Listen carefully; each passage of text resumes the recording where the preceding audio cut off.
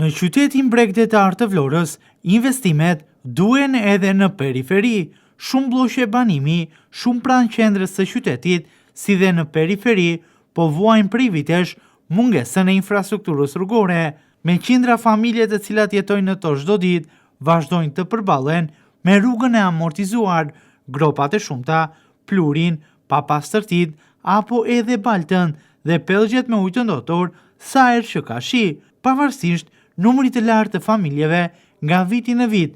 Në këto blloshe banimi nuk po hidhet asnjë lek i vetëm në përmirësimin e infrastrukturës, duke i kthyer këtë rrugë sot në gangrenën për drejtuesit e automjeteve dhe banorët e zonës.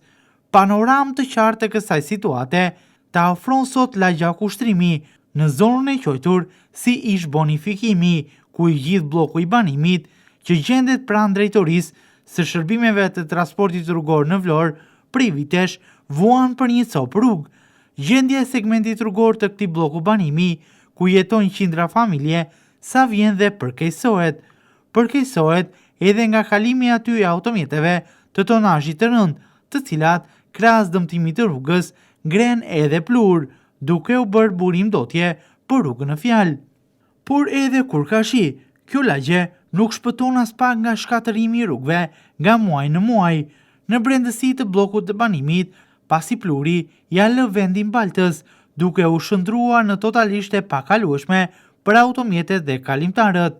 Vlen të theksohet se ky segment rrugor në mbrëmje nuk ka as ndryshim, duke u zhytur në errësirë totale dhe duke u bërë e pamundur që aty të mund të kalosh me makinë ose në këmbë. Në pjesën ansore të segmentit hyrës të këtij bloku banimi, ndodhet edhe kanali kullues me ujëra të ndotur, mes mbeturinave dhe kallamishteve që shton më tepër hallet e banorëve të lagjes.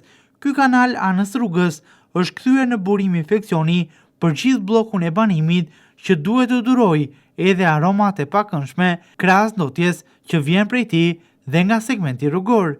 Mbeturinat që hidhen në kanal dhe aty pranë përfundojnë më pas në rrugë, duke bërë që banorët të kalojnë mes ndotjes dhe mbetjeve të shumta.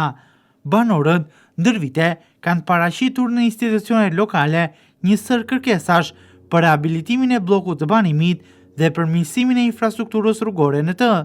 Kërkesa këto që kanë shkuar në vesh të shurdhët, duke mos patur asnjë reagim institucional.